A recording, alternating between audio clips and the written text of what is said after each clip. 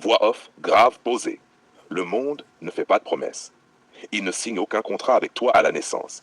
Il ne t'assure ni justice, ni équilibre, ni reconnaissance. Et pourtant, on grandit souvent avec cette illusion. L'illusion que si l'on fait bien, si l'on respecte les règles, si l'on est patient, alors quelque chose, quelqu'un, finira par nous récompenser. Plan serré, visage dans les transports, regard vide, répétition du quotidien. Mais la réalité est plus froide. Le monde ne distribue pas de cadeaux. Il observe, il teste, il filtre. Chapitre 1, l'illusion du mérite. On t'a appris à croire au mérite. Travaille bien à l'école, sois discipliné, respecte les codes, et un jour tu réussiras. Mais personne ne t'a dit que le mérite sans stratégie s'épuise. Le talent sans visibilité disparaît. La loyauté sans limite se fait exploiter. Image un ouvrier, un étudiant, un entrepreneur seul tard le soir. Il y a des gens qui travaillent dur toute leur vie et qui ne reçoivent jamais rien en retour. Pas parce qu'ils ne le méritent pas, mais parce que le monde ne fonctionne pas sur la justice. Il fonctionne sur les rapports de force. Chapitre 2, le monde réel. Dans le monde réel, ce que tu sais faire compte. Mais ce que tu montres compte encore plus. Ce que tu vaux est important. Mais ce que les autres perçoivent détermine ta place. Réunion, regard, jeu d'influence subtil. Le monde ne te doit rien. Il ne va pas venir te chercher. Il ne va pas te découvrir par hasard. Il ne va pas t'élever parce que tu es une bonne personne. Il avance avec ou sans toi.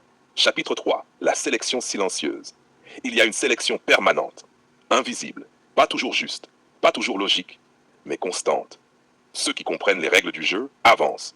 Ceux qui attendent qu'on leur explique restent sur place. Deux trajectoires qui se croisent puis s'éloignent. Et le plus dur, c'est que cette sélection ne fait pas de bruit. Pas d'alarme, pas d'annonce, juste des opportunités qui passent et ne reviennent pas. Chapitre 4, la responsabilité brute. Alors vient un moment où tu dois regarder la réalité en face. Personne ne va venir te sauver. Ni le système, ni les autres, ni le temps. Et ce n'est pas une mauvaise nouvelle, c'est une libération. Parce que si le monde ne te fait pas de cadeaux, ça veut dire que tout ce que tu construis t'appartient vraiment. Chapitre 5, reprendre le pouvoir. À partir de là, tout change. Tu ne cherches plus la validation. Tu construis ta valeur. Tu n'attends plus une opportunité. Tu la provoques. Tu ne te plains plus du jeu. Tu apprends à le jouer. Image, mouvement, décision, progression. Tu comprends que le monde respecte ceux qui avancent malgré tout. Ceux qui tombent et se relèvent sans bruit. Ceux qui continuent, même sans récompense immédiate.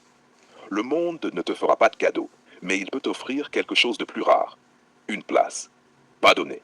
Pas offerte, mais conquise. Plan final, marche sous la pluie, et ceux qui comprennent ça ne cherchent plus à recevoir. Ils deviennent ceux qui créent. Le monde ne te doit rien,